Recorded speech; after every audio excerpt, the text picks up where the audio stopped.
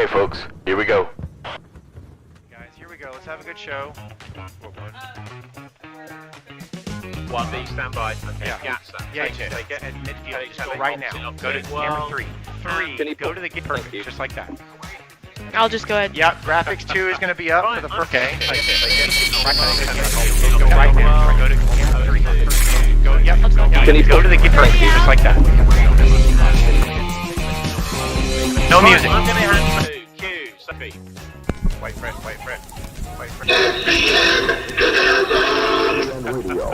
On radio in the Canal Zone. All right, guys, mic check. Go ready. Okay, Ricky, mic. Yep, I am ready. Wait for it. 2.5. Willie, mic check.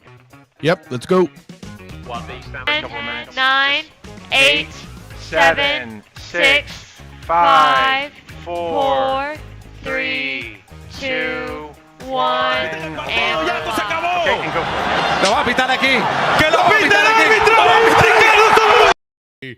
Almost we're going to hear that repeat of last week, the World Cup announcement. That's coming up next week. We'll have some good World Cup news. But anyhow, it is Friday night. It is actually 8:03, a little behind schedule here, but 8:03 Eastern Time, 5:03 Pacific Time, and 8:03 Canal Zone Time.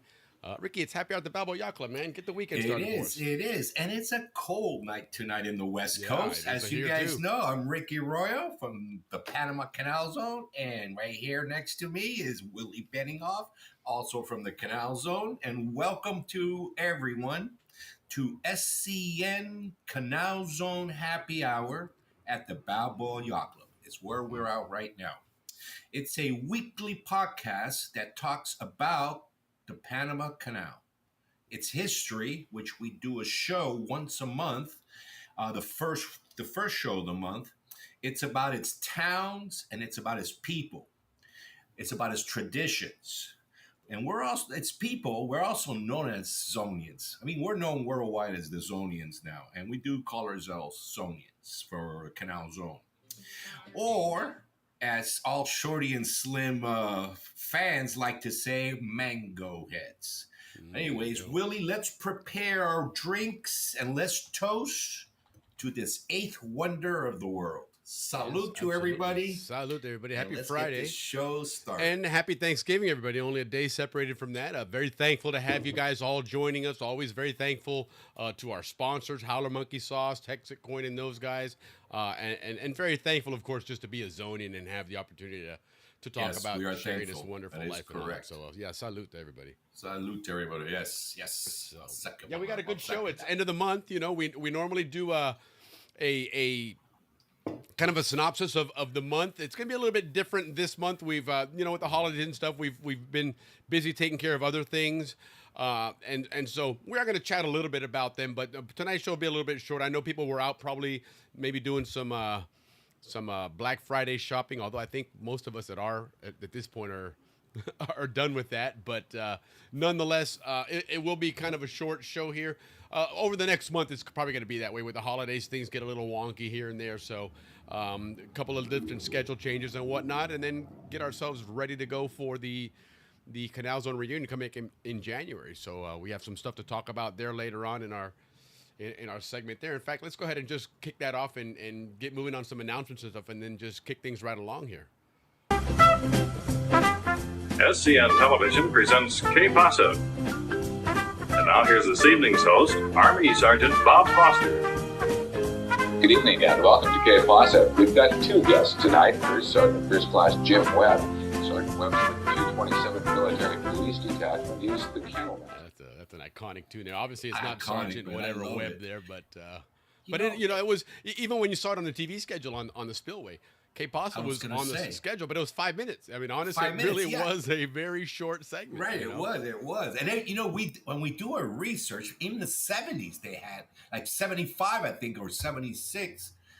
we saw that they had K-Pasa, so it's been Yeah. around for a while. It's on. Yeah. That's why it's on our show, an iconic Canal Zone.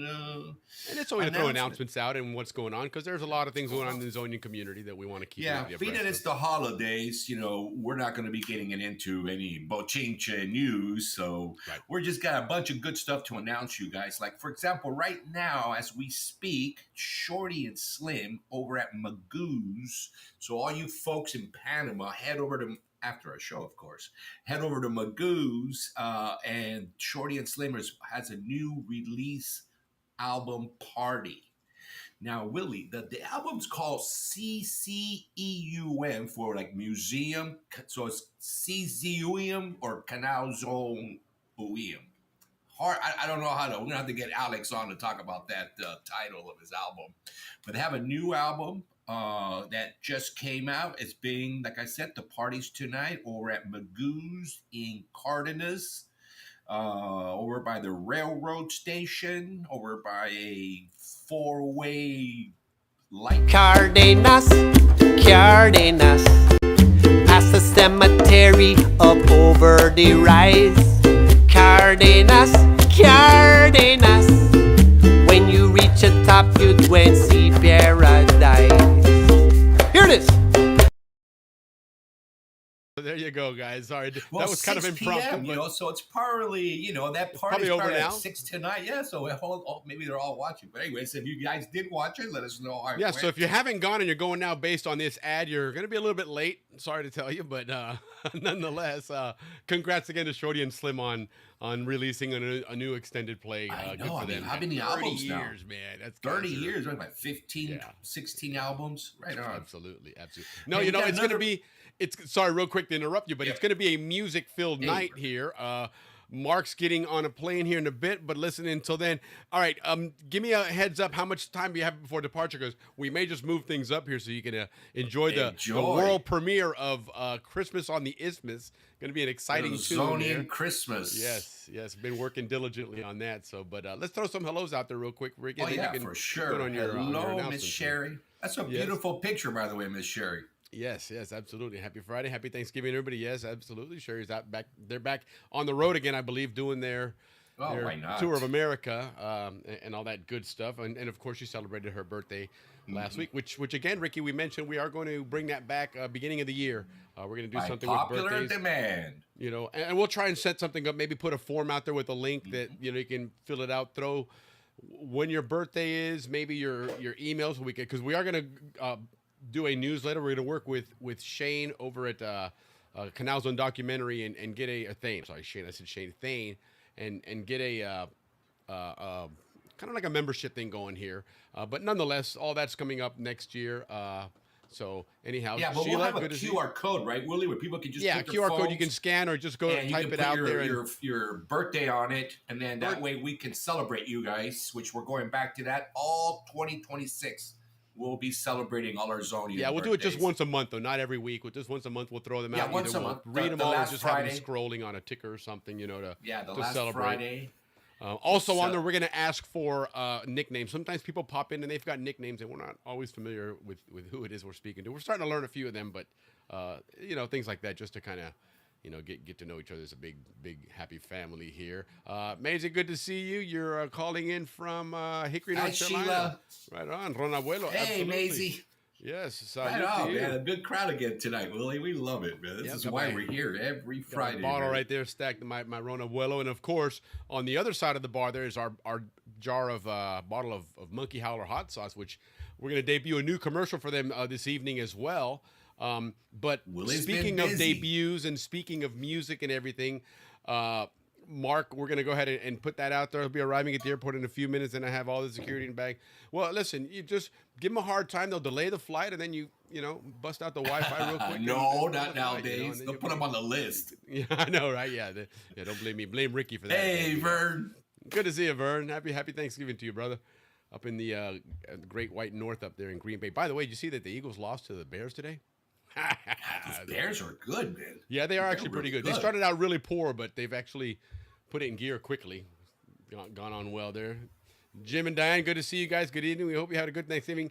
Yes, Well, we tried not to eat too much. What I did is I paced myself. I did it very similar to back in the day when you went to the Officers Club on Sundays for that Sunday brunch, right? You paid for for a good 2 or 3 hours worth of food, so you pace yourself, man. You didn't load up that plate. It was all you can eat, man. So I just agree. put a little bit, eat, hang out, chit chat for a while, run around, go get another plate, and yeah, that's the way you do that, man. You don't load all the way up at one time there. So Yeah, it's definitely a 2 hours of eating.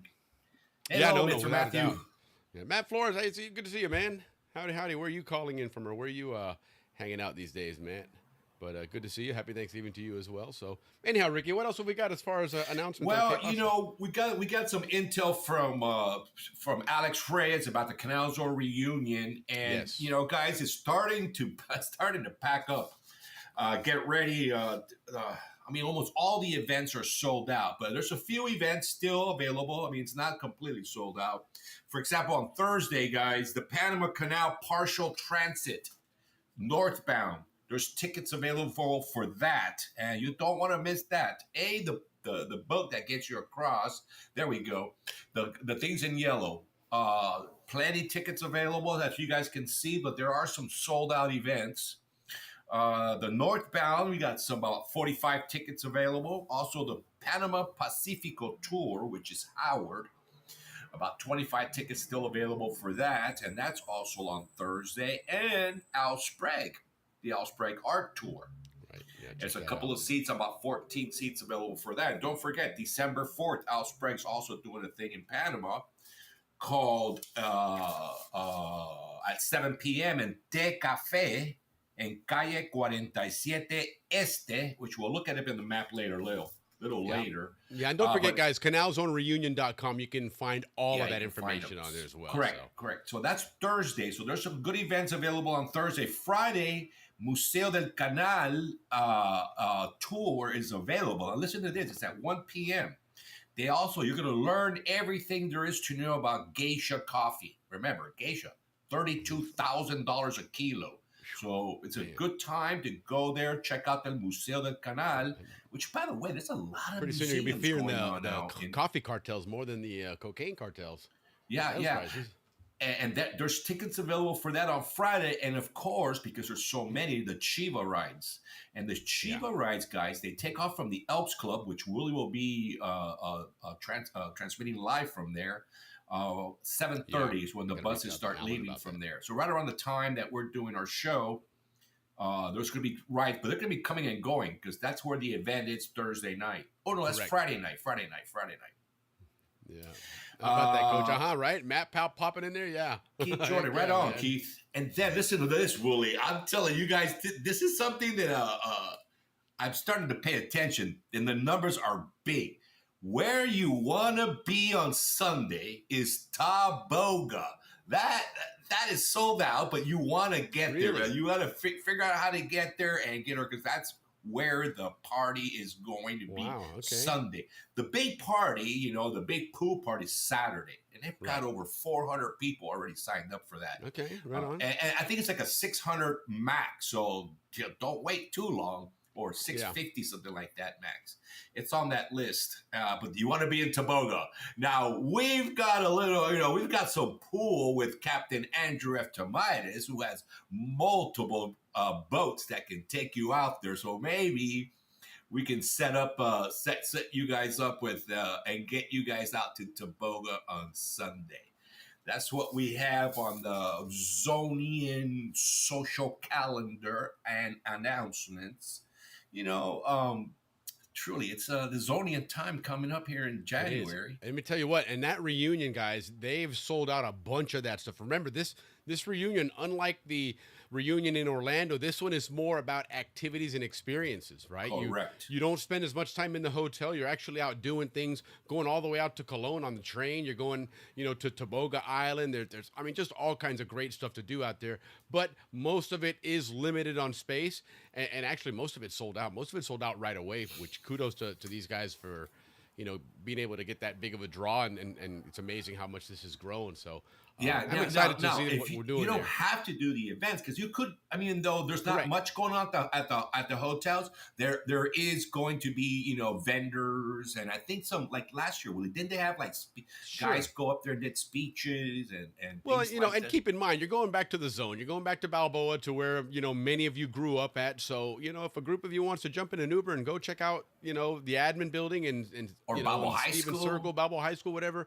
The high school, they'll keep that in mind. Although they've done tours of the high school, but I think you have to have permission ahead of time. You can't just walk up there and just knock on the door and walk around. Right.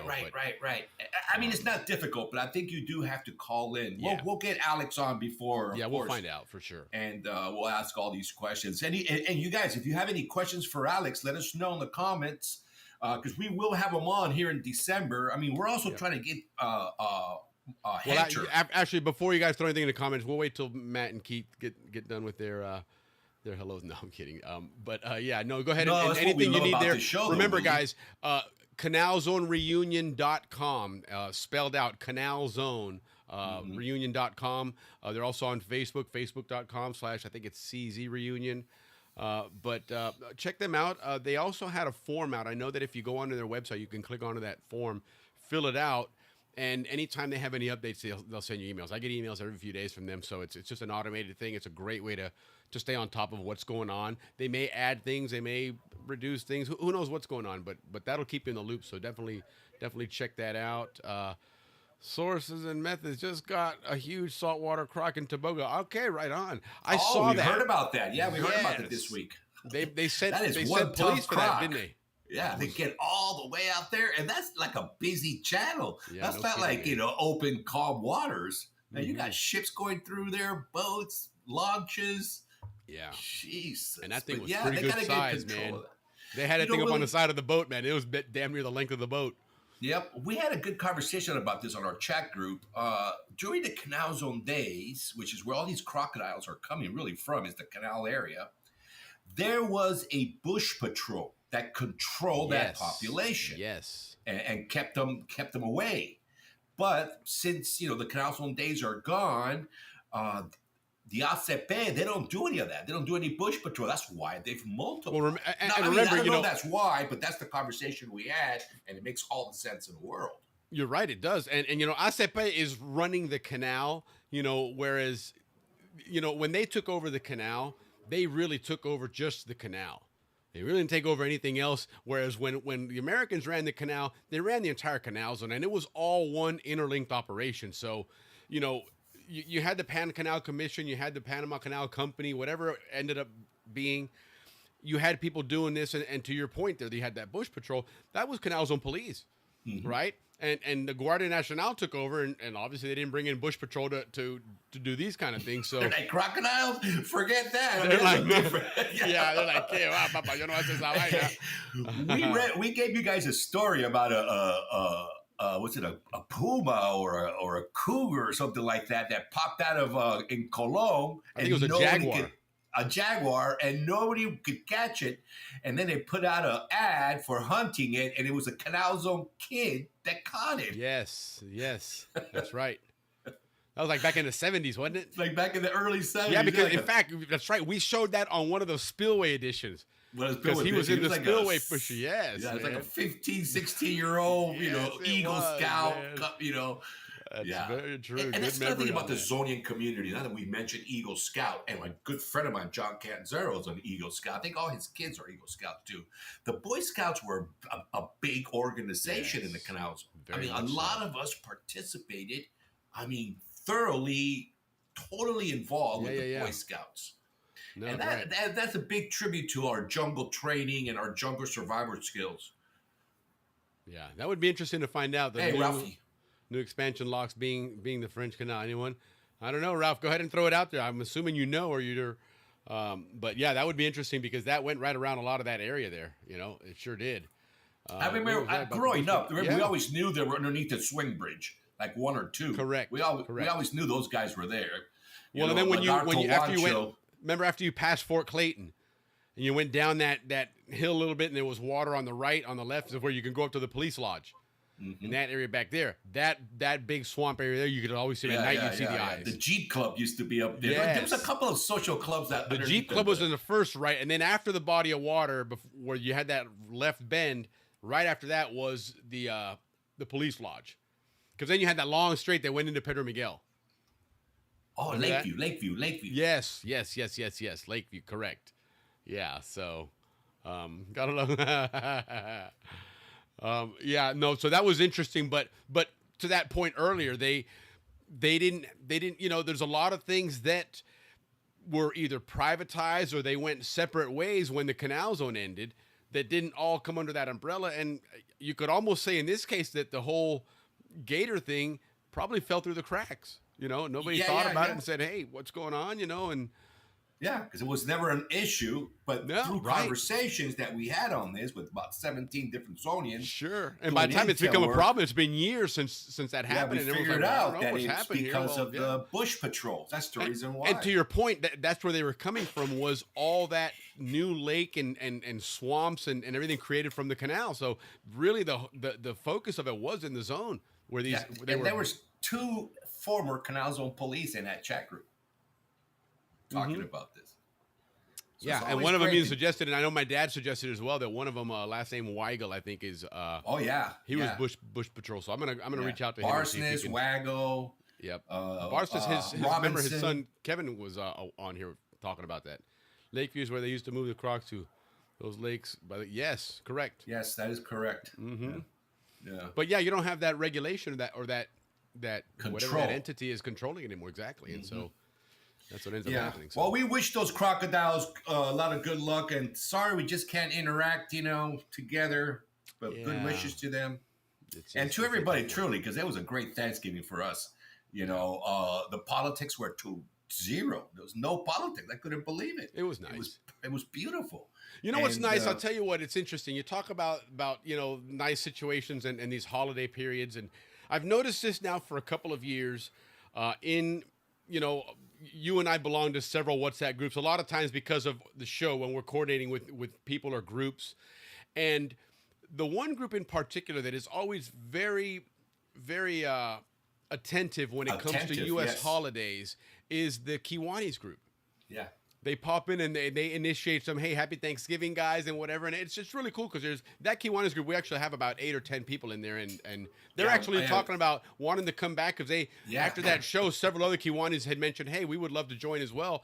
And the crux of it is about the friendships that develop, because a lot of us are friends with Kiwanis that, at that time, you're 9, 10 years old. You're taught that that's the enemy across the field, and so you don't really have ill feelings for them, but you have it's a rivalry. It's without a doubt it's an intense rivalry.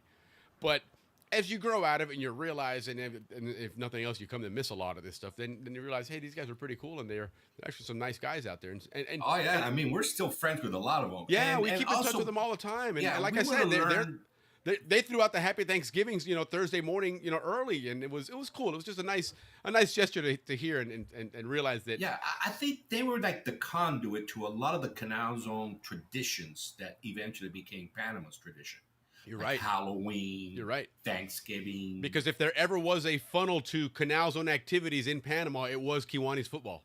It was Kiwanis football. That is correct. That's a good point. That's interesting. That's a really good point. So that's what we want to. That's what I want to. And they've embraced it. Since then they've embraced it. And look what's happened with football and just sports in general. Look at Will and I love to talk about the girls' flag football team. They're a world ranked, top 6. They are, man. They are beast. Yeah. They're gonna win a gold. They're gonna win a medal in the Olympics, man. Those girls are bringing Panama. They're gonna bring Panama their first group medal.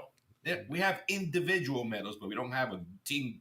Yeah, I would certainly think so. I think they have every opportunity to win, to medal, if not win it all. They could certainly pull it off.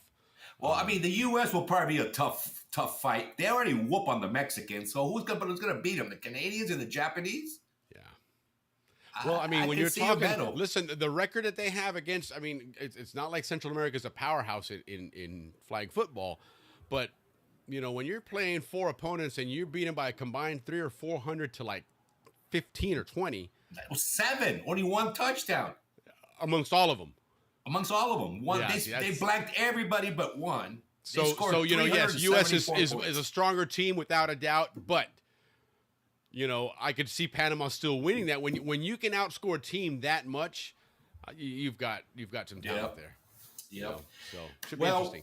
We're not going to jump ahead on birthdays, but tonight is because of our age group. If you guys remember Cheech and Chon, well, Cheech Marin, happy birthday to you tonight. And a very, very special birthday. I got to point this out, whether we're doing birthdays or not, is to my right-hand man, Violet Sinclair. I know she watches the show every once in a while.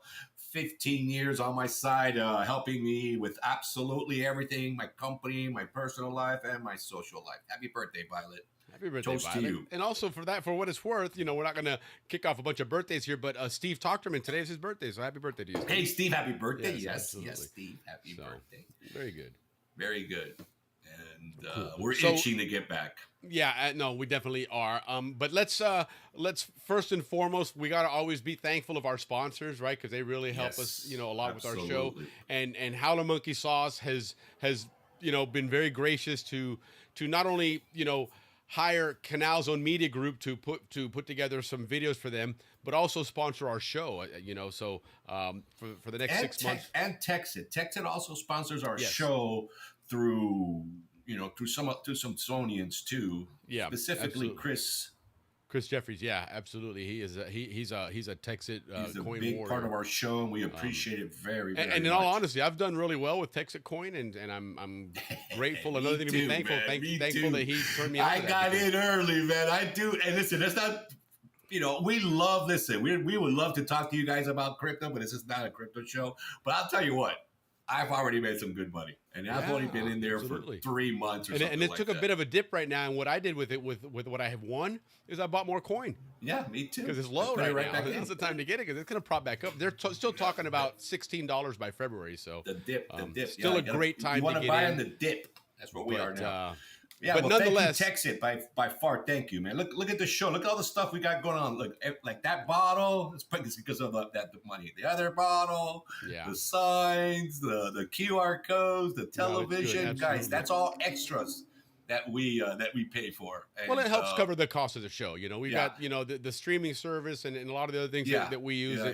So it's always good, and of course that QR code you see on the screen there. If you feel like you want to buy us a beer, scan that. This is a Zonian show, man. Doesn't get more Zonian than that. Well, speaking of Zonians, spoke of Zonians. Speaking of Zonians, then our primary sponsor, Howler Monkey Sauce, is two Zonians, right? Yeah. Conan Herring and Tommy Ellis, they're up in Jacksonville, but they've had this Howler Monkey Sauce on for a while. This stuff is, I'm a big fan of it. Way before they even talked about sponsoring our show, they actually there's a show on YouTube called Hot Ones. It's a really cool show to watch if you're into hot sauce, and more so if you're into really cool conversations with celebrities and well-known people, because it's just a one-on-one show. Two people face each other. They got a row of bottles of hot sauce, and they're dabbing some hot sauce on each wings. They get progressively hotter from 1 to 10 or whatever it is. Oh yeah. But in between, they're just shooting the shit, kind of like what we do, just shoot the shit about the zone or whatever. But Howler Monkey Sauce was on that show for 2 seasons, so they were getting a lot of good national publicity. And they're in Publix grocery stores in the Southeast. And of course, you can always get them on Amazon as well. But they have 4 flavors. They have the original, they have the amarillo, they have the verde, and then they have the hot, which kicks it up a notch. They're all really good. They're not overpowering heat, right? They're good heat, but they're flavorful. And they're all natural. Yeah, for commercial, they got the bite. Yeah, make sure you shake them up well, because that stuff does settle, because again, it doesn't have those thickeners and preservatives and all that crap in it. So it's some good stuff. But anyhow, they have a program now. They're looking for the next Howler Monkey Sauce spokesperson. Right? And you've met Gamboa already. Gamboa I love Gamboa. Amarillo Gamboa's all right, sauce. man. I love Gamboa. So today we're going to meet another one. We're going to meet another Howler Monkey that's going to be looking to get this gig here. He's a little closer to home. He's actually from the Howard Air Force Base area. The west side. So anyway, check this out, guys. We're still looking for our Howler Monkey Hot Sauce spokesperson. Just got an email from Panama. You've got mail. Hey, I'm Mac, and I grew up behind Howard Air Force Base in Panama.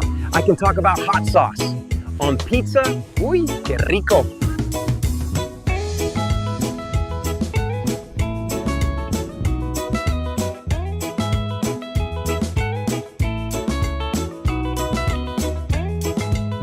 So I just miro la camera and say, I'm Mac. I grew up in these trees next to Howard Air Force Base. Hey, are we really going to Napoli?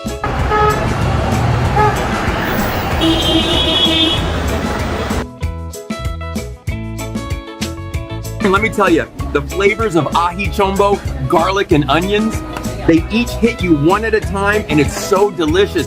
Howler Monkey Original brings the true taste ají chombo of Panama to your pizza game. Do you know a howler monkey who can describe the sweet heat of our original with authentic ají chombo peppers, or the fresh punch of verde where habanero warmth meets crisp bell pepper? How about the bold tang of Amarillo, yellow Scotch bonnets blended with mustard seeds? And of course, our hot, the same great flavor as original, fired up with red habaneros for that fire. Our sauces are all natural, no preservatives, gluten-free, pure flavor and pure fire. Are you the next Howler Monkey spokesperson?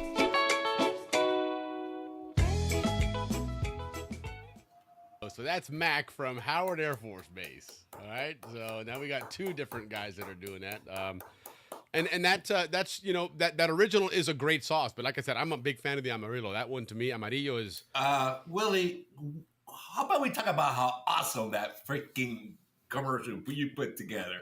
Excellent work. Yeah, Willie. that's number Excellent two, work. man. You know, Yeah, it's a lot of fun. It's that's the first time I've seen it. I mean, I think you did send. No, you didn't send the whole thing. I sent you bits and pieces of it as I started throwing it together. Putting Napoli's in there. Boom. Yeah. You nailed it on that, man. That's a Bo Jackson home run, my friend. Yeah, it's interesting. Thank you. And it's AI is a little bit challenging. It's not always perfect, and then sometimes you got to be careful with a few things. You know, the logo on the T-shirt, you couldn't quite see Panama beer on there, but oh yeah, no, I saw it. It was pretty good. I'm half blind. Right, but but otherwise, yeah, it was cool. It's a lot of fun doing those. There's a couple more monkeys out there. There's another one coming up by the name of Chame.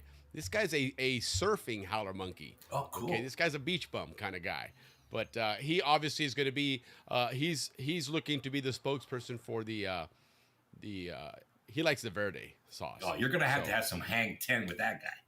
Yeah, he's pretty cool, man. So we'll see what comes up there. And then, of course, our hot one, we'll see who comes up at the end there. And then we'll figure out who's going to be the spokesperson for that sauce. But like I said, guys, it's a great sauce. HowlerMonkeySauce.com. You can find them there. Go on to Amazon. Look them up there. You know, today is Black Friday. It's start of the holiday shopping season. Buy somebody a 4-pack of Howler Monkey sauce. It's a great gift to send to somebody. It's a Zonian gift. You're going to give some love to some Zonians and share that love and help support a business that reminds us of back home, the Howler Monkeys. I remember being over at Mary Beth Bowerman's house when they lived out in Cardenas, because they lived right on the edge of the jungle there, and they had a pool, right? Because Dad was a captain, so he had the money. But they had a little pool behind the house there, and we would go hang out there, and you'd hear the Howler Monkeys or see them sometimes in the trees back there. It was cool, man. It was neat. So good for those guys. Congrats on your success, guys. Thank you for being a great sponsor of the show. Great sponsor of our show, yeah. Return the love, guys, by getting yourself a bottle of that Howler Monkey sauce. It's great for the holidays, man. You wanna really up you the can level put it of on your pizza, food. soups, tacos, of course, arroz con pollo or even Chinese rice, oh my, listen, if you go down to Panama for the reunion at Magoo's, they serve it there and they sell it there as well.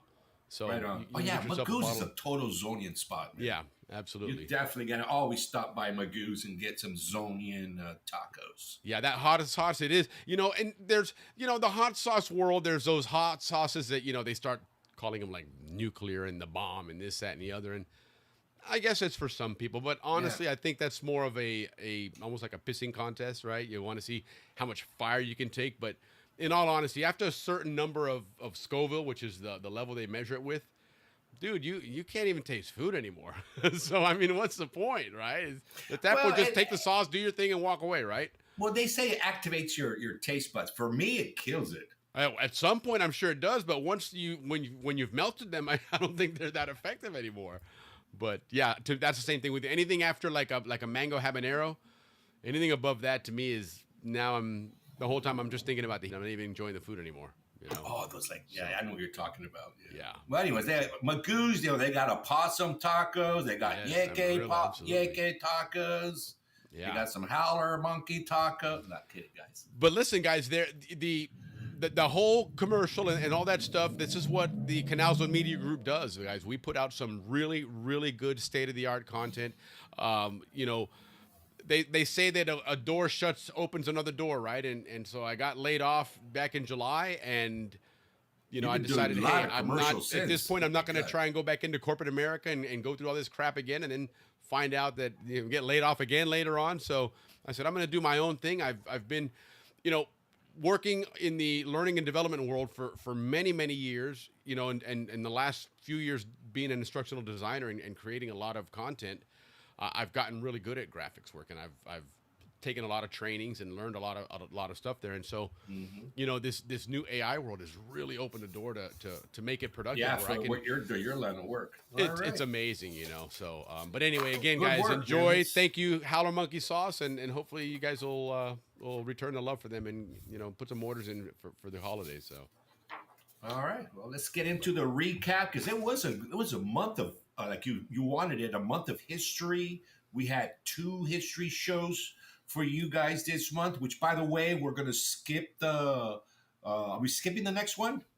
Yeah, we've got some scheduling conflicts.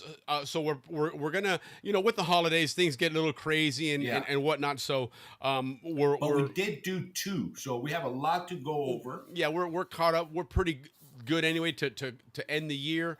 But that being said, we still, in fact, for January, Ricky and I are talking about January, there's a lot of, it's like anything else, New Year's, new beginnings, this, that, and the other. And one of the things we want to do with Dave is kind of revamp his presentation. He brings a lot of knowledge, but we want to start trying to break it down into pieces that are, how would I say, more digestible.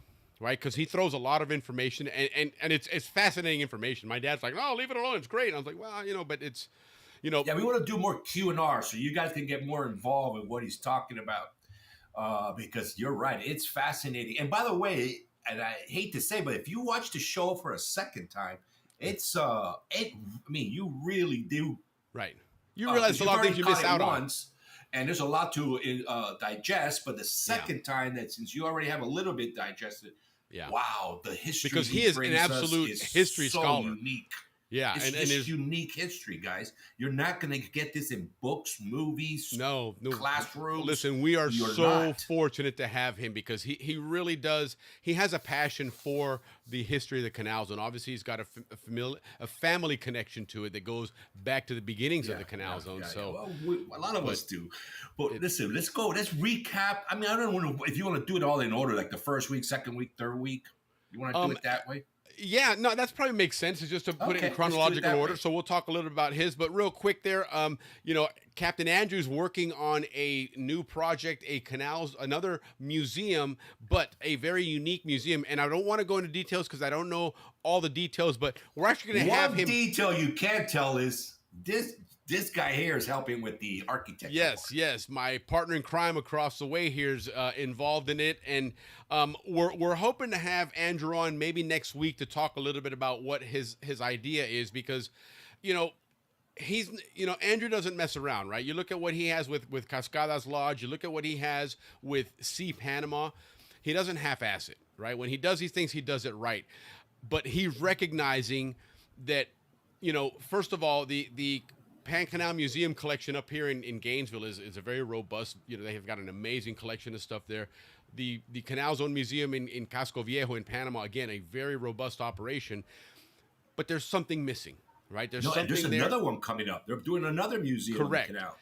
And so Andrew has a different idea, but again, he brings that connection of being a Zonian, born and bred there, and he's someone that has gone through the transition, and now still part of the canal operation, with ACP, but he's got a really, really unique perspective. And again, like I said, this guy doesn't half-ass anything. And so, no, listen, we have a connection. The guy that built all the models for George Lucas through Industrial Lights and Magic, he's also part of the design group. So we have a tremendous group working on this guy. So yeah, it's keep gonna be a your lot of fingers fun. crossed. We might have a Zonian museum by Zonians for everybody, for the world, but about the Canal Zone. But it'll have the Zonian angle, the true Zonian angle to it, right? It'll have the true Zonian, flavor to it and all that. And again, I'm not going to speak for Andrew. We'll make sure he comes on and he's able to talk about, what his idea is, and we can hopefully help it, gain some traction and get moving, because these things aren't cheap. And to do it right, you have to get it funded and do all that stuff. So that's exciting. And then real quick before we get into the show, Ricky, one last thing. We're the last of the videos here. We're debuting a video tonight. Let's show that. Mark Cicero is he has that Panama Days video, and he has a lot of other great music out there. He's really embraced. I'll tell you what he's done. He's taken advantage of the opportunity that is out in the world now to put his music out there, which didn't exist even a year, 2 years ago. Right. And so the guy's got a music writing mind. We had a great music writer just a month and a half ago in James Slater. And Mark is in that realm as well, that he has a knack for putting words onto musical sheets, I guess you can call it, or whatever you want to call that. But, especially when it comes to Panama and the nostalgia, and he captures a lot of that there. And so he's got, now that we're, we just passed Thanksgiving, we're obviously in that holiday season. Today is Black Friday. It is the official start of the Christmas season. And so, we all remember Christmas in the zone, or as Mark likes to put it, Christmas in the Isthmus. Right. And so let's check out this tune, Christmas in the Isthmus by. Is this groundbreaking first? Are we groundbreaking? This is the world premiere of this video. Premiere. So that's why you want to be on this show. Christmas in the Isthmus. You get a lot of Zonian first. Right on, Willie. Hey, Grandpa. What was Christmas like in the Canal Zone?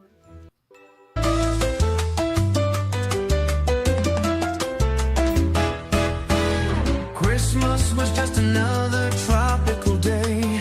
Never snowed, no need for a sleigh. Didn't matter this day in December. Will always be a special day to remember.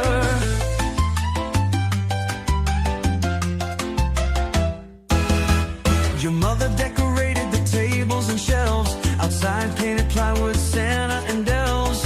Every year following the holiday lore, a picture with Santa at the Balboa toy store.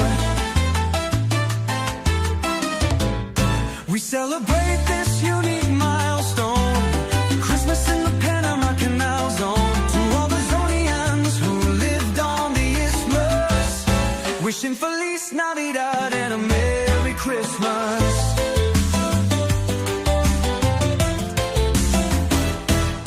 What Santa's block party evokes was the great time for kids and the folks. When buying a tree, you had to move fast, because the best ones guaranteed wouldn't last. Can't forget the Christmas tree burn. Securing the trees was the big concern. Staying up all night, standing guard to keep other towns out of your backyard. Flames so high they lit up the night, and marshmallows that were roasted just right. We celebrated this unique milestone, Christmas in the Panama Canal Zone. To all the Zonians who lived on the Isthmus, wishing Feliz Navidad and a Merry Christmas. Can't forget the Christmas tree burn. Securing the trees was the big concern. Staying up all night, standing guard to keep other towns out of your backyard. In your backyard.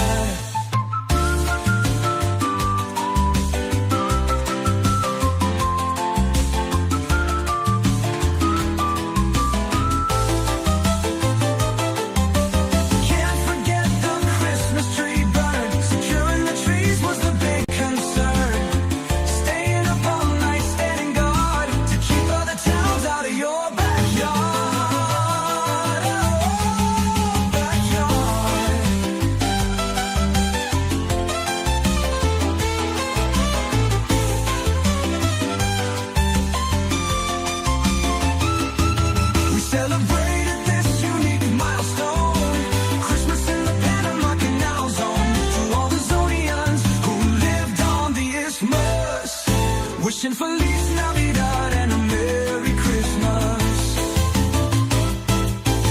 Can't forget the Christmas tree burn. Securing the trees was the big concern. Staying up all night, standing guard to keep other towns out of your backyard.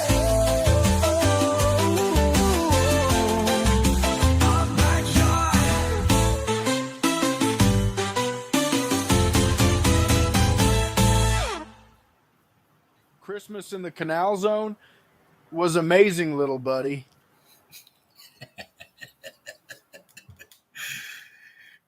Baja Willie, that didn't touch you right where it counts. I don't know. You got something is wrong, man. That was awesome.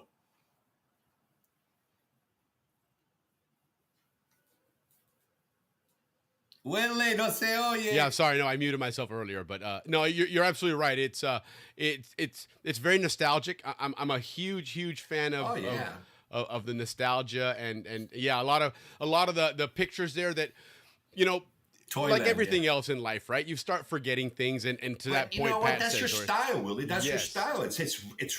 I know, bro. You can keep that style. You know what I mean? It's really good. It's you're establishing, you know, your music video style, and it fits perfect with Mark's music. It does. It does. Mark's music is very descriptive, right? It's very historical.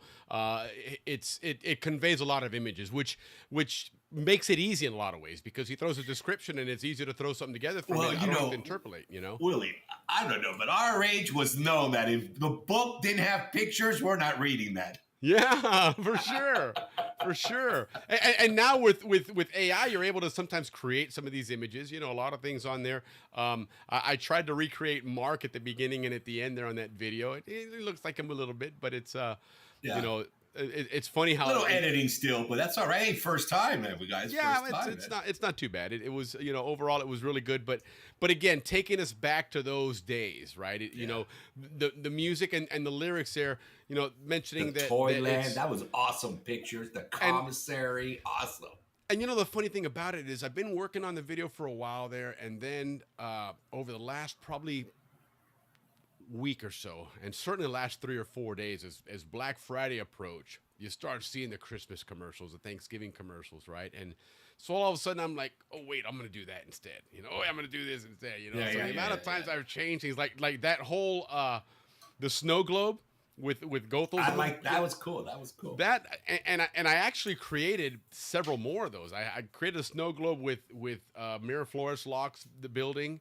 I created one with the Bridge of the Americas. Oh, cool. I created one with Gatun locks and Gatun Dam. Let's send those to Burma. Get them replicated. Yeah, they look really cool, man. But it was just an interesting look that all of a sudden last minute I was like, okay, you know what? Let me switch this out and throw that in there as a different one. By the way, did anybody notice the grandson? What was the toy that he was holding in his arms? No, I didn't notice that. That's a little detail. What was it? See if anybody noticed what it was on there, and if you do, throw it in the chat and let me know if it was on both the beginning and the end. You could see it there.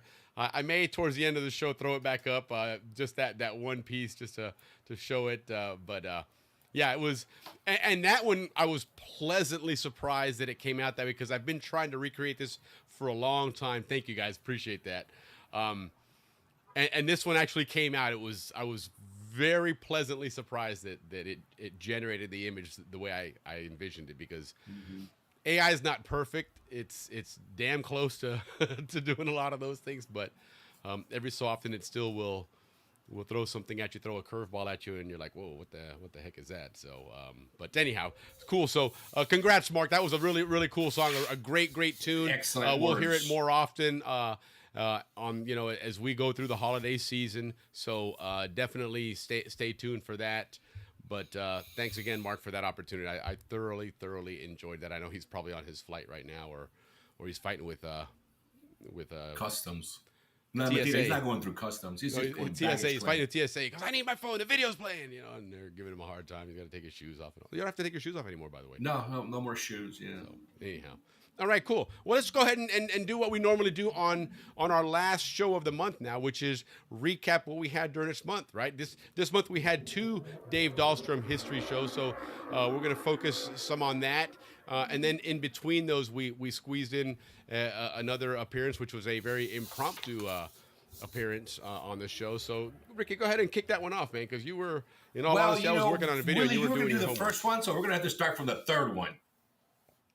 From the third Why week. not? We're unorthodox here. What the Yeah, hell? we're unorthodox. Well, you guys have just a recap on the historical part. David, one of the things I love about David is when he does his research, guys, and the story he tells us, it's always the stuff that's happening on the perimeter of the main story. Right. And what he brought us this month was who the other players were involved when the Panama Canal treaties were being negotiated. I thought that was an incredible story, because we always know about Bonavaria and and from the book, right? We don't know. For example, we learned about the Weiss Treaty. Weiss was the first guy that did the treaty between Colombia and the United States. And it's the same numbers, 10 million, 250,000, but we learned about him. He was the first one in 1878 that started negotiating those treaties, because he was working for the French. And we also learned about Dingler. Dingler was like the Goethals of the French company, the engineer involved. Now, one of the important things that we also learned from him, Willie, was had they done that sea level canal, there would have never been Balboa, Cristobal, Howard. There would have never been none of that. It would have just been a ditch like the Suez Canal. Remember, he mentioned this about a year ago that they were talking also about a dam between Ancon and Sosa Hill. Correct. So, what a change in the landscape. You're a good man, but I'm glad Goethals came in and changed the design. It wasn't Goethals that changed the design, but he's the one that finished the project. Yes. And then we also learned about some lawyers that were involved with getting all the groups together. Placas, not Placas. Who were the lawyers? Oh, John Bigelow and Pavey. And these were the guys that were working under the table, so to speak, and getting all the like Pavey was pulling for like Nicaragua, Bigelow was pulling for you guys Panama. are all behind the scenes doing their thing. Yeah, and they were also considering just taking Panama, but they made the right decision. If they had taken Panama, they would have all and you brought it up on the show, Willie. They would have always had an adversary right there causing problems. 100%. So it was the right decision not to take it for them like they took Hawaii. I mean, everybody was taking at that time. That was colonial at his peak. Yeah, and you know what's interesting about that? And Ricky and I have been talking about doing, and just him and I just doing some research on our own, just out of personal curiosity. In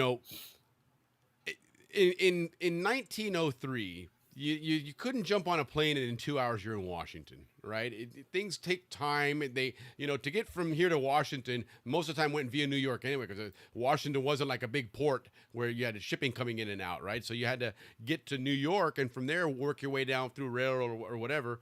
And so it took several days of planning and whatnot. And again, to the same point, while there was a telegraph, because we saw that the president, blew up the dam with push of a button in Washington. But it wasn't like you could just pick up the phone and have a secure phone line either and start talking to somebody in Washington or wherever. So, the things that happened behind the scenes that led up to suddenly the United States going, hey, this is the route we're going to take. Mm-hmm. That's the piece that Ricky and I are trying to figure out is when that dialogue took place, who was usually things like that. They start with an intermediary, and as we've learned that these guys were being watched by the Colombian government. So they weren't exactly just running around going to the airport and going, hey, I'm going to Washington. Right. So it's just, we're going to try and figure that out. And Dave certainly is going to help us with that as well. And who knows, maybe HB2E can help us as well, but yes. And we're going to have them this month. Connection is. Yeah. So Bigelow was one of those. Pavey was one of those. So we learned a lot about, that's what he does. He brings in these characters, the other players that we just don't know about, So we're, and then he also talked a lot about Felipe Bonavaria because that guy truly was the man who invented Panama. because it was he was the one, moving all the strings, manipulating everybody, and we he as knew Zonians that especially owe him a debt of gratitude. We don't have the Canal Zone, both the Canal one that we Zone thought, and the Panamanians. Yeah. Because, Bonavia could have, remember, there was also the Russian option. The Russians were that close to bite it. Sure. And Remember, the Germany was already Germans. playing in Mexico, and so they wanted a piece of that as well. And the Germans. So Bonavia, he had many ways to go. There was a lot going on. And then I think he realized at the end of the day, he knew where the real cash was that was going to take to do this, and he realized, you know what, let me hitch my horses to that wagon. Yeah, and smart thing was he not only brought the U.S. government, but he also brought Wall Street. Because we always say on the show, and you always mention it, Willie, the train was the most profitable business. The most expensive and most valuable company in the world was the Panama Railroad. At the time. 100%. So that was, if you owned stock in the Panama Railroad, you had money. So Wall Street was like, we're not losing that. Let's put it together. So Panama, and remember, governments weren't in the business of printing money as they do nowadays. You didn't have, the income tax like you have now. So there wasn't a unlimited source of revenue in the government coffers. And so a lot of these deals, before governments got involved, they had to make sure financing was in place. Which is why, like Ricky says, they had to go to New York first. You go to Wall Street and get your money lined up. Now you go talk to government officials and make things happen.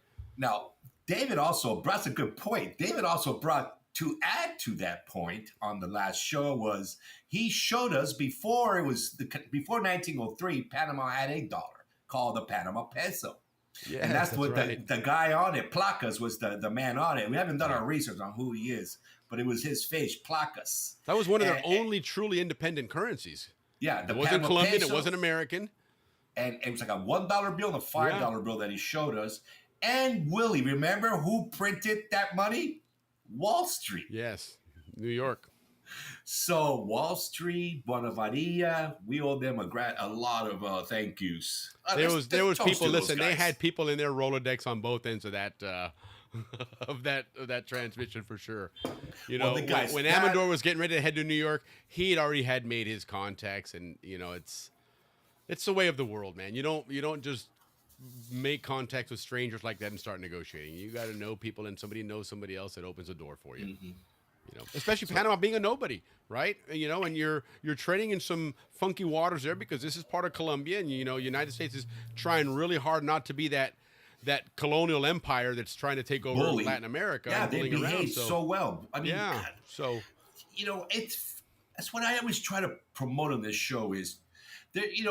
No relationship is perfect, but truly the respect that Panama has gotten from the U.S. government since 1898 till today has always been consistent, positive. Yeah, there's been some hiccups here and there, of course, but you're right. Yeah, like any other relationship, man. So I always defend that position, whenever I have an opportunity.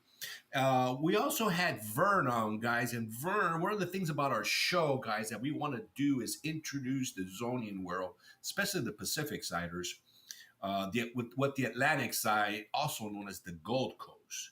We want to learn more because truly Panama started from the Gold Coast. Yeah. Everything. I mean, the first settlements, even the Scottish settled there. Darien, right? You remember back in the day, that area in Panama City that we always knew as Caledonia. Never associated that to where that name came from. Caledonia is a Scottish name; it's a Scottish term, and the that Romans was the first, gave them that name. But it's associated with Scotland, right? And the first attempt at a Scottish colony, which ended up bankrupting Scotland because it truly took up almost half of the money they had in the country invested into it, was in the Darien province, which was that New Caledonia colony, which ended up ultimately failing, of course, but. So we learned a lot through Vern, all these areas. One of the things I really liked was when we talked about the social scene, and we learned about the Washington Hotel. Now we know Cristobal High School had other proms, homecoming events there, so that was cool to know. We learned about New Cristobal, Isla Margarita, and Fort Randolph. Yeah, I never even heard of Fort Randolph, and that's where the new ports are going to go. And we also saw, which was I love this part, the original Cristobal High School and the bell tower. You know how in Balboa High School we had the head, right? That was the big thing for us. Well, Cristobal had the bell tower, and we found out where it came from. He showed us.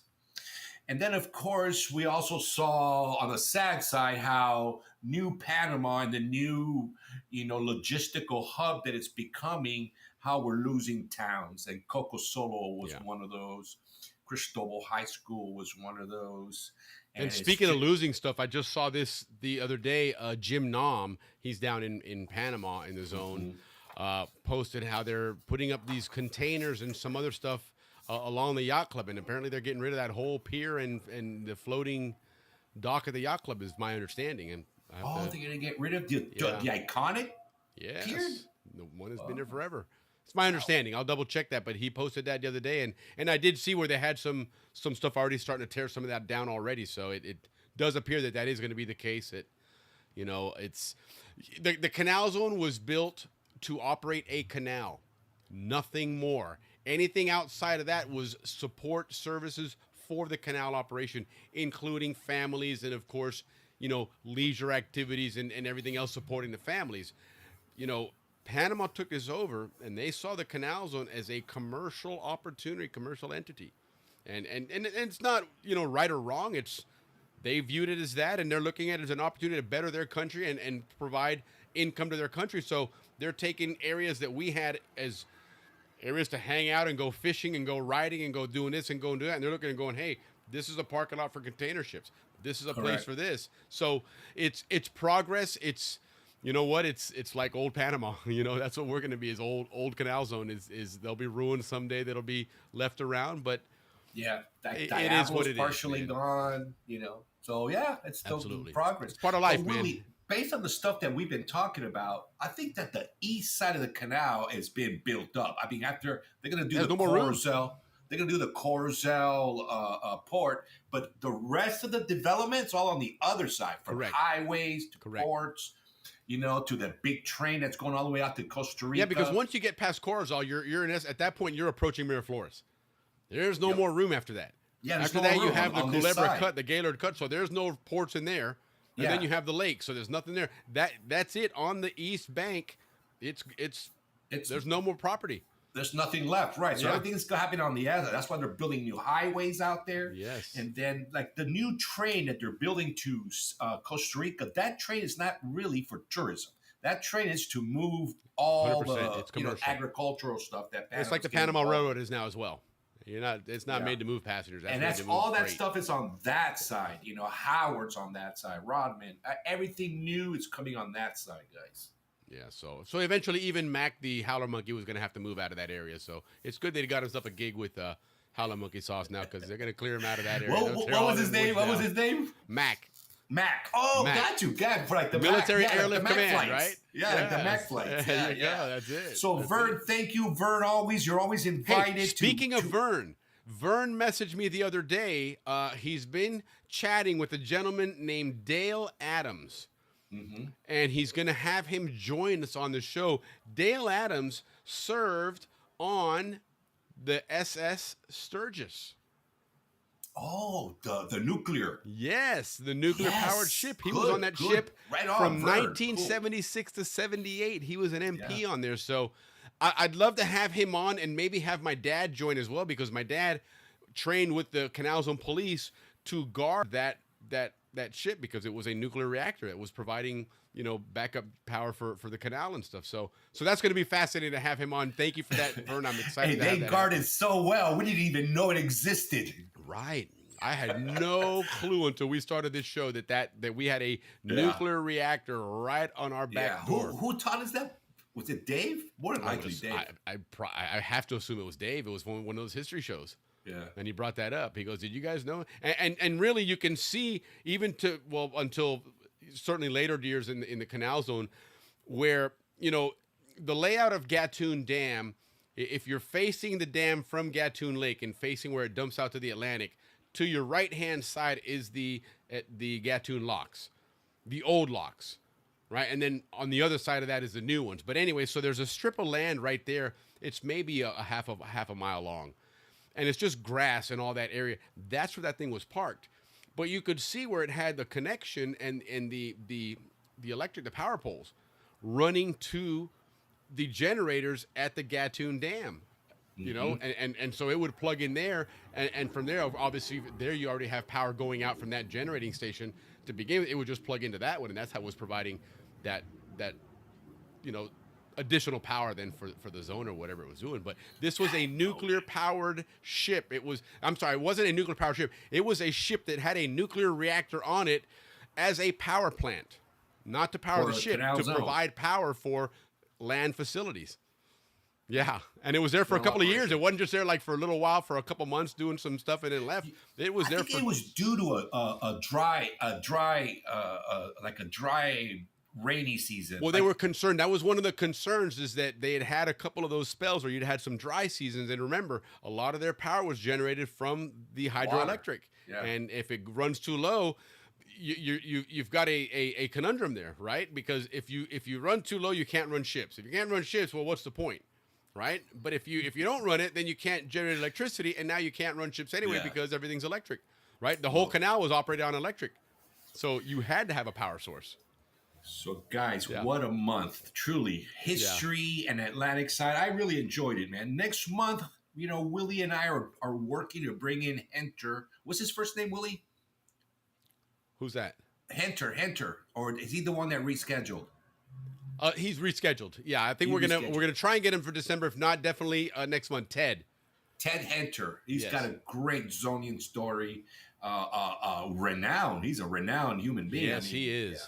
Yeah, and somebody's got a great life story. I mean, just a real unbelievable life story. Yeah, very. I don't know him, but my whole life I've heard of him.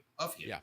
And oh god, I'm just so looking forward, like James Slater, like meeting these guys, man. So on, and that's another one I'm working on, is a video for James Slater for that Guayabera song. That should be a lot of fun. I've been able to do some really cool things with Memphis. I put James in a Guayabera in his Viva Band days.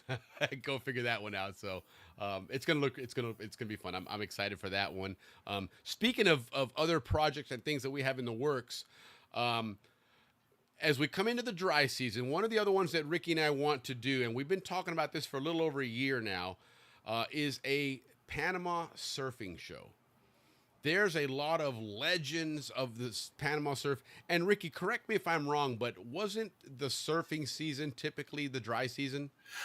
I wasn't a surfer, man. I'm a victim of Jaws, man. No, so I would just I did a little bit of surfing. I'm good, man. I'm good. I'll stay on the sand. I'll let you know. I did a little, not much. Victor Payne and I did a little bit of surfing, and he helped me out. In fact, at one point, him and I were gonna start building surfboards. Go figure that one out. But I'm like you, man. I'm nowadays, forget about it, man. I don't even want to. I never surfed. I think Jerry and I tried it once in Palmar, and it was just too tiring. But there's a group on Facebook called Canal or Zonian Surf Dogs, I believe. Yeah, no. There's a lot of guys out there, and believe it or not, Panamanian campesinos were surfing before we were. Yes, I heard that. I thought we brought surfing to Panama. They were already surfing. There's some areas there, but there are some other places that Zonians that some of us know that discovered these places that now many of us later on took for granted, and these places were unique and brand new to these guys. So if you're out there and you're part of this group, or you know some of these guys that are part of that OG surfing group, put the word out, because O'Brien would be a perfect person. An iconic surfing name, and if you were into surfing, you knew that name in the zone. And there was a lot of Panamanians that in certainly my age group in the 70s and 80s, my age that too, were doing a lot of surfing as well. So, but that's going to be a fun show. That'll take a little bit of work to do. So if you know somebody, put the word out. Let them know that we're trying to put that one together and get us on there. We definitely want to do a Cayuco race show this year. I need a crew. If you guys are out there and you have a crew that you paddled with, that the four of you want to come on to the show, we'd love to have you on and tell your Cayuco race story, from your practices to your race, everything about that. I think it'd be a lot of fun to have that there. Hey, Juan, good to see you, man. Tierras Altas, that's beautiful up there, guys. That's Boquete, Cerro Punta, Volcan. Oh Don't forget, guys, if you're going to the Canal Zone reunion or any other time that you go down to Panama, Juan Thompson will be more than happy to be a tour guide for you. He's done that for quite a while. He knows the place like the back of his hand. Good guy, good Zonian, class of 87. He grew up in my neighborhood, man. He was one of the younger kids in my neighborhood. So I taught him. I don't know if I taught him, but he definitely hung out with us when we went to the jungle. Do you know what Juan Thompson was known for as a kid? What he was really, really good at as a kid? I know. My age group toughened him up. That's why he whooped on you guys all day long. No. There was one thing. There was one activity he was really good at. Well, he was good at football. Kick the can, smear the I'm not queer. talking about all that stuff. No, this is like one of these where you show where everybody knows. Oh, that's the man right there, except Ricky apparently. But all right, Juan Thompson used to be able to take his bike on the track at Balboa Stadium and to ride a wheelie. And he could do the whole lap on a wheelie. He would not put the bike down. I grew up with Dave Millard. Sorry. Dave Millard was the king of King Willie. That guy would Willie from Ancon. I did all hear the way that. to Balboa. I did hear that. Juan Thompson was up there too, though, man. He was. All right, Juan's cool. Yeah. Like I say, different era. Different era. Yeah, different era. Joe Montana, Tom Brady, right? Yeah. Yeah. But Juan, good to have you on the show, Juan. Hit him up, guys. If you're going to Panama, he's more than happy to take you on. Listen, he did it. He said he had a 60-day tour or something, or 17-day tour, 60,000 kilometers. He took somebody all around all of Panama, basically, and showed him around. So good guy to do it with, somebody you can trust and you know. Another announcement we forgot is Jerry Curtis's Ocean to Ocean. It's coming up. Right at the same time as the reunion. Yeah, like a week after, if I'm not mistaken, or something. No, I think it's the same exact time. It is? We should have him on to talk about what is happening this year. Yeah, that's a really big deal. That's one of those that's on Ricky and my bucket list to do. They have an ocean, obviously we associate ocean to ocean with the Cayuca race, and we were just mentioning, but what Jerry Curtis does, obviously, if you know Jerry Curtis is synonymous with motorcycles. And Jerry Curtis is a motocross champion to this day. I mean, when it comes to motocross riding, the guy is ageless. I mean, he doesn't stop winning even at his age, right? But he started a business with some partners down in Panama, and they do a lot of motorcycle and motocross tours. But their signature event, I guess you can call it, right? Their foundational event is that ocean to ocean race or regatta, or whatever you want to call it. And they actually start on the Atlantic side. But like Ricky was just saying, on the East Bank, they're not going to run the Trans-Isthmian Highway, go down a highway here. This is motocross, guys. They're going to go up over the mountain ranges and come down through the valleys and all that area. They do it in the dry season, of course, so you can actually have a chance of doing it, because I don't care how good you are. In the rainy season in Panama and those jungles, you're not getting through that stuff. But well, they have all the different levels, from experts through those difficult things you're talking about to our level, which mostly gravel roads. But yes, it's for they all do. They even have levels. like those 4-wheelers and the 2 or 4 person vehicles. And they rent vehicles, all the equipment, everything, all the bikes, everything. You don't need anything but your passport and That's money. it. I mean, you can bring your stuff if you want, your helmet, your boots, but you don't even have to do that. Yeah, it's like going skiing. All of it. You get all your equipment at the ski lodge. Correct. But it really is a unique way for you to go from the Atlantic to the Pacific Ocean and do it in a way, when you go, here's something that you certainly wouldn't have ever done, in a Cayuca race or anything like that. But at one point during the race, when you go over that mountain range, you're able to see the Atlantic and Pacific Oceans, and you realize that you're really on top of the world there on your motorcycle. And when you're on the divide. Right. The only place in the world you really can do that is Panama. Like Volcan Baru, up in the Volcan. That's like the only place in the world you can look one way on the Continental ocean, Divide, look the other way, the other ocean. Yes, indeed. So, but we'll definitely have Jerry on. If not, though, check them out. Ocean to Ocean. Look him up, Jerry Curtis. You can obviously find him on Facebook and everything else. But that's an exciting event, man. It's really grown. They get a lot of big time motocross celebrities that do it and report on it. Yeah, Jerry brings them all because Jerry is a celebrity motocross. Well, Jerry is a who's who when it comes to motocross. Yeah. He really is, right? Yeah, remember recently he was in the United States. Yes, he was in Europe, guys. He was in Poland. He wasn't there to race this time. He was there to observe. Because he's going to be part of that Team USA now, that does these enduro off-road motocross races. But they're like these national races. He's part of a team, that Team USA against other countries. And so he went to Poland to just observe how they did it and learn all the works and He's stuff. like the top 6 riders in the nation. Yes, absolutely. Team. And you're talking, it's not like a top 6 in like senior category, just top 6 period. No. It's by category. It's by category. Oh, it is by category. It is by category. Yes. Because Jerry, even in that, I mean, Jerry at his age, he's still racing in open races and still beating people. All right, it's not like he's just racing in a senior circuit. The guy's just a freaking motocross machine, right? So, I think next year they said it's going to be in Germany, and that one he's ready for. And Poland, Germany. They did this one in Poland. I think next year's in Germany is what he was saying. I got you. I thought it was like multiple races. Bueno, Willie. So great show. But 1 hour, 15 minutes. Yeah, not bad at all. Let me just double check anything else on here at night when Section 9 and Balboa Pier Road was open. One time talking about the Willie. But you're not going to beat Dave Millard, boy. There's just no way. Sorry, man. Sorry. And there's a lot of people that will argue that on my side. Yeah. Look at Matt. Don't forget the Klingen's 2-stroke. Yes. Listen, Gary Klingen was a great rider, man. Was it a Nugent or something like that? Yeah, he had that. Mugen. The Mugen engines. Yes. And Gary was sponsored by Honda for many years, and he had he was Jerry's. Him and Jerry would battle out. But Jerry had Jerry was a champion. So Jerry started when he was a very, very young kid, and he made a great point when he was on here one time several months ago that he went to, I guess, the Atlantic side. They used to do the flat track racing over there. Yeah. And somebody saw him as a young kid and talked to him and talked to his dad and said, let me take this guy under my wing and show him how to do this flat track. Mm-hmm. And when he learned that he said is what has him helping him win these races, because where he completely dominates all the competition is in the turns. And he knows when to accelerate. He's got that feel for that bike that he knows when he's losing grip, just accelerate enough, but that he beats everybody. In other words, he's going even with somebody into a turn, and when they come out of the turn, he's way ahead.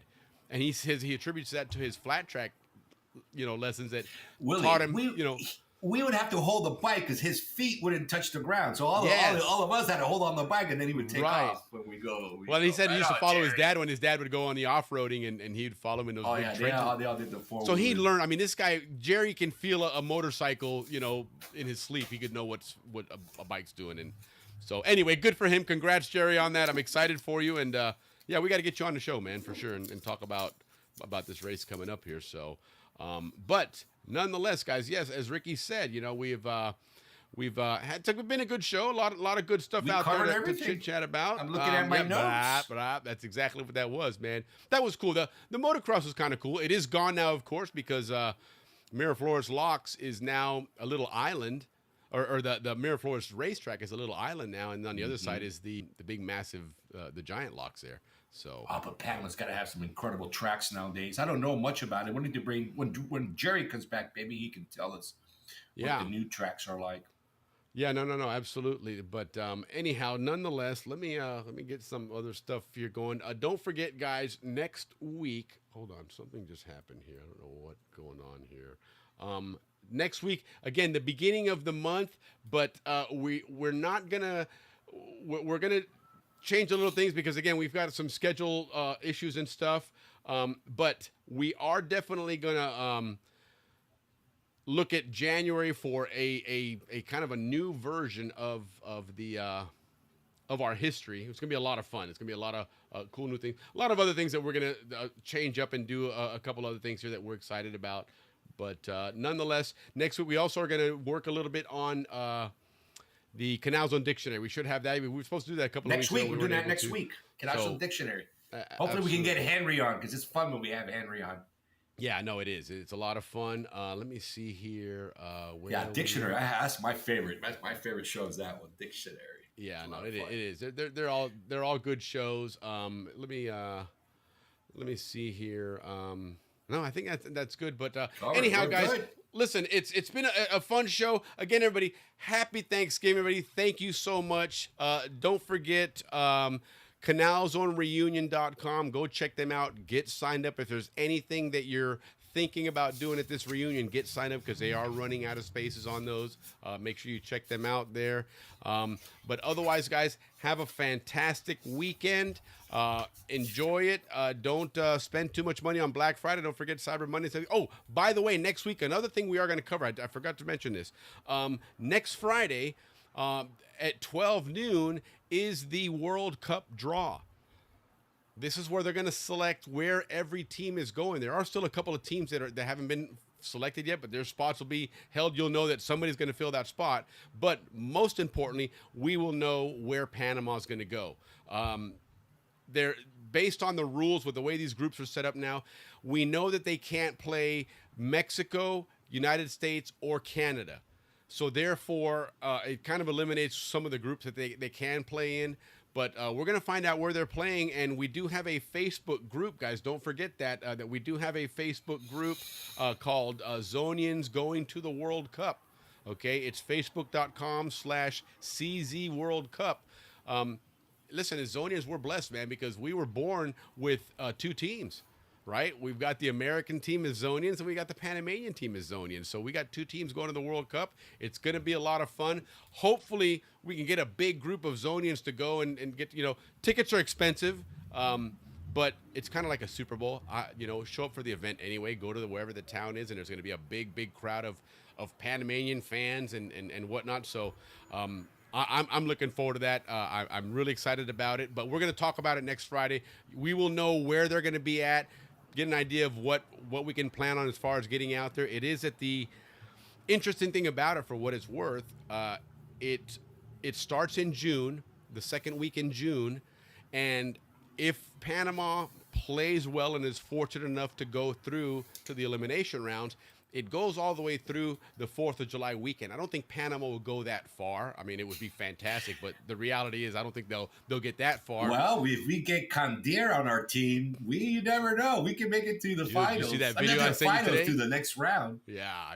That guy is a beast, man. Candir. He's the new Pele. Kandir. Follow this guy. Look him up, man. He is just a fire. Beast. And he's Panamanian. I mean, he's Panamanian, he is an absolute beast in Brazil. I mean, he's such a beast that the Brazilians want to naturalize him without, just give him the papers. Correct. To give him eligibility to play for them. Them. And you're talking about a country that produces the best soccer players in the world. And if they want him there, that means that this guy's bad. He's come on, man. Are you kidding me? So he's our guy. He already said he's playing for us, so we got Candir. And it's gonna be exciting. We'll know again more next week. We are gonna try and launch. I'm gonna try and launch a World Cup Panama podcast, separate from the whole Canal Zone thing. But there's when you talk about sports, I absolutely live and breathe soccer. I watch soccer religiously every single day, just about. And there's a lot to talk about. There's a lot going on with Panama, with where they're at. Panama's actually looking good, right? The latest FIFA rankings, they're ranked 30th in the world, not just in the World Cup group. They're ranked 30th in the world. So they took and they put it into 4 pots, 1 through 4. Okay, 1 being your best teams in the world. Okay, they're trying to seed them. It's kind of doing if you think of, for example, like what you see in March Madness with basketball, right? You got a 1 seed, you got a 16 seed, 2 seed, 15, etc. And they're trying to group it that way so that each group will have a team from pot A, what you call it, which is the top teams, like the Germanys, the Englands, France, Spains, those kind of teams. Then you have your second tier teams, right? Your Mexicos, your Portugals, Croatia, those kind of teams. Japan. Really good teams, but they're the teams that sometimes do well but need some help. Cameroon. But they're good quality teams, exactly. Then you have your third tier teams. These are your teams that are considered great teams. They're just not at that high level, but they're a good performing team. And then, of course, your 4th level teams. With the new format now, they've gone from 36 teams to 48 teams. So they've added 1 extra team basically to each team, because they got 12 groups and they've added 12 new teams, right? So that 4th tier is, again, those teams that struggle to get into the World Cup. But wait, let's be clear. Panama's tier 3, not 4. Correct. We're 3. They're tier 3. In other words, they're considered a team that is legit. And in several simulations that I've seen run out there, they have Panama going through to the knockout stages. Now they don't get out of that first round of knockout would be- stage, but oh, still, that would be it's too a much. huge accomplishment. Yes, Huge. Panama's all over the news. We're the Yeah. darlings of the world right now. That's just the way it is. It is. So it's going to be exciting, guys. We're going to have a lot of coverage starting next week with that. So stay tuned, but really excited for that. Anyhow, that's it, guys. I don't know what happened to my exit video. It got kind of lost in deleted here somehow. It got lost in the shuffle there. So we're just going to go ahead and say to you guys, thank you again for joining us.